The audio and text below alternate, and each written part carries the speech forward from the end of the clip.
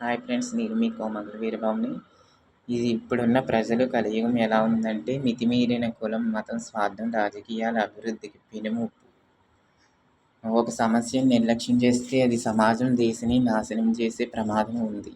అవినీతి, మీడియాతో మద్దతుతో వార్తలు వినోదంగా మార్చి నిజాన్ని కప్పిపుచ్చి అసత్యాన్ని ప్రచారం చేస్తూ సమాజాన్ని తప్పుదారి పట్టిస్తుంటారు ఇలాంటి పరిస్థితులు ఎదుర్కొంటూ ప్రజలు గొంతుగా నిలిచి సత్యం, న్యాయం కోసం పోరాడటం ఒక లక్ష్యం ఉండాలి అందరికీ.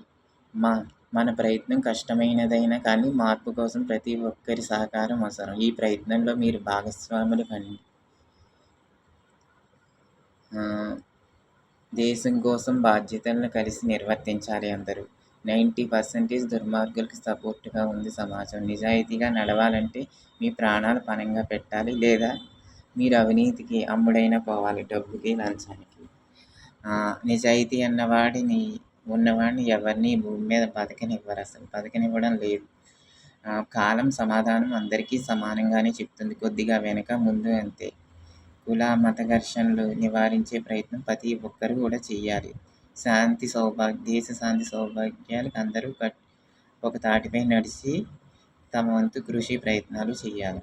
మేధావులు ముందుకు రావాలి. కొంతమంది వ్యక్తులు, కొన్ని సంస్థలు ఏమాత్రం బాధ్యత లేకుండా సమాజం, దేశం పట్ల దోపిడీకి పాల్పడుతూ ఉంటారు.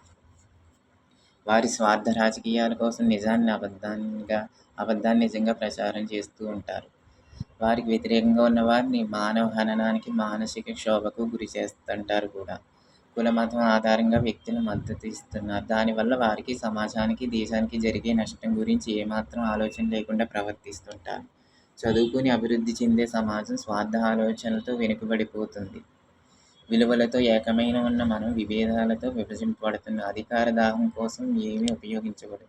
ఈ రకమైన మనస్తత్వాలు సమాజానికి హానికరమే కాకుండా ప్రమాదకరం కూడా. ఈ రకమైన పరిస్థితి ద్వేషాన్ని పెంచుతుంది. అనేక మందికి అన్యాయం జరుగుతుంది. క్షమించరాని నేరం దేశద్రోహం. ఇవి సత్యం, న్యాయం, పారదర్శకత ప్రచారం చేయడం, నిరంతర సమాజ శ్రేయస్సు కోసం పోరాటం చేయాలి. ప్రతి వ్యక్తిలో మార్పు కోరుకుంటుంది. మీ వంతు బాధ్యత మీరు కూడా నిర్వర్తించండి. డబ్బు మహిమంతా డబ్బున్న వారిదే పైచేయి, వారి మాటే చెల్లుతుంది ధనస్వామి. Okay friends, thank you. ఈ వీడియో నచ్చితే లైక్ చేయండి, షేర్ చేయండి, కామెంట్ చేయండి, సబ్స్క్రైబ్ చేయండి.